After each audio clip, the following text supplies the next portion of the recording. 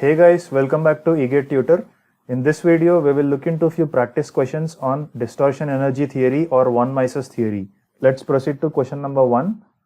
A small element at the critical section of a component is in a biaxial state of stress with two principal stresses being 360 megapascal and 140 megapascal.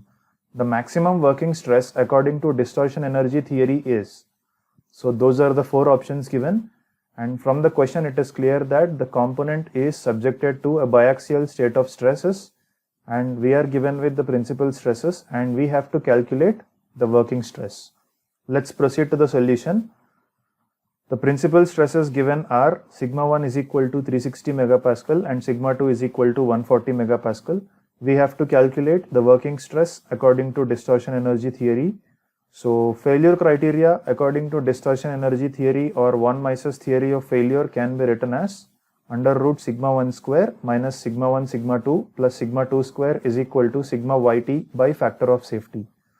When you look at the right hand side, it is a numerator with sigma yt, which is the yield stress of the material in tension, and the denominator is the FOS, which is factor of safety.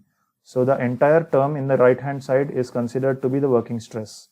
Since we have sigma 1 is equal to 360 megapascal and sigma 2 is equal to 140 megapascal, when we substitute them into the left hand side and simplify that, we get the working stress of the component at the critical section is equal to 314 megapascal, which matches with option C.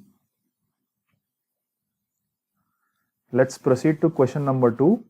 The state of stress at a point is given in megapascal as sigma is equal to 100, 40, 40 and 40. The yield strength for the material is 360 megapascal.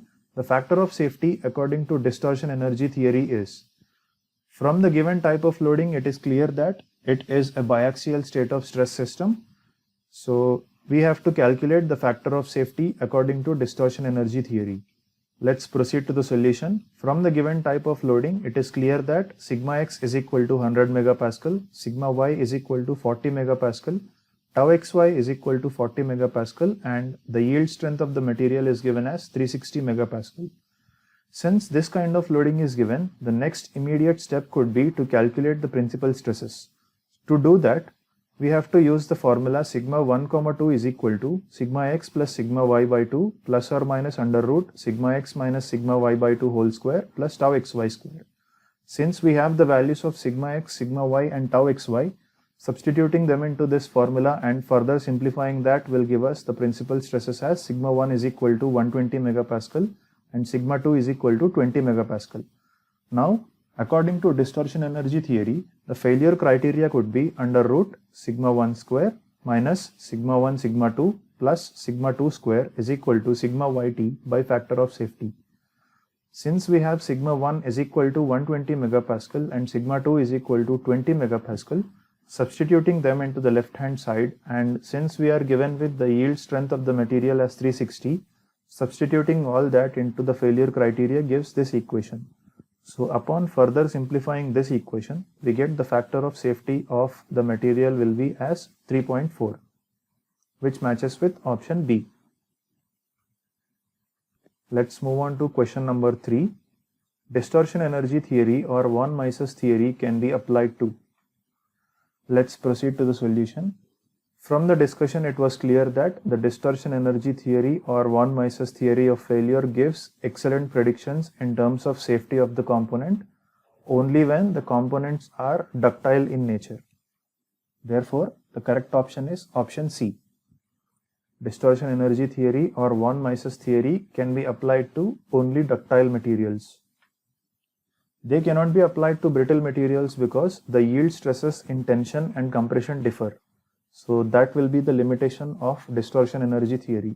That is the reason why distortion energy theory is only applied to ductile materials but not to brittle materials.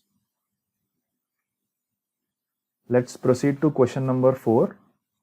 A steel bar of diameter 55 mm is subjected to an axial tensile load of 40 kilonewtons and a twisting moment of 1.6 kilonewton meter.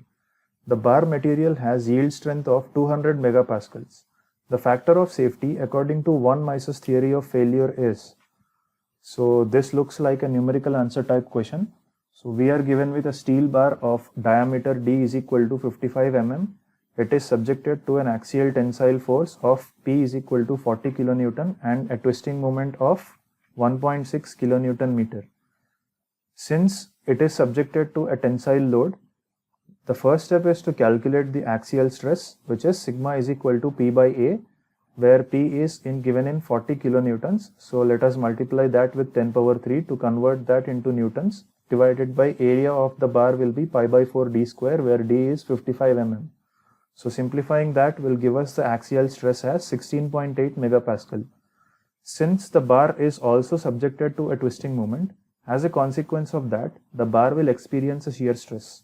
Therefore, let us calculate the shear stress experienced by the bar, which is tau is equal to 16t by pi d cube, where t is the applied twisting moment and d is the diameter of the bar. So, since the twisting moment is given in kilonewton meter, to convert that into Newton mm, we have to multiply 1.6 with 10 power 6 and divided by pi into 55, so simplifying that will give us the shear stress to be 49 megapascal. Now, since we have to apply the von Mises theory of failure or distortion energy theory, the next condition is to write down the failure criteria. Since it is clear from this kind of calculations that the bar is subjected to only one axial stress and one shear stress, since the other normal stress is 0, the failure criteria can be reduced to under root sigma square plus 3 tau square is equal to sigma y by FOS. Since we have sigma is equal to 16.8 and tau is equal to 49, substituting them into the left hand side, and since we have sigma y is 200 megapascal, which is the yield strength of the material given in the question, we can calculate the factor of safety, and which comes out to be 2.31. Let's move on to question number 5. What is the ratio of yield stress in shear to yield stress in tension for a material according to distortion energy theory? So those are the 4 options. Let's proceed to the solution. According to distortion energy theory, we can write that the yield strength of a material in shear is equal to 1 by root 3 into the yield stress of the material in tension. It is to be remembered that this condition comes out when the component is subjected to only pure shear stresses. So from the above equation, we can write the yield stress of a material in shear is equal to 0.577 into the yield stress of the material in tension.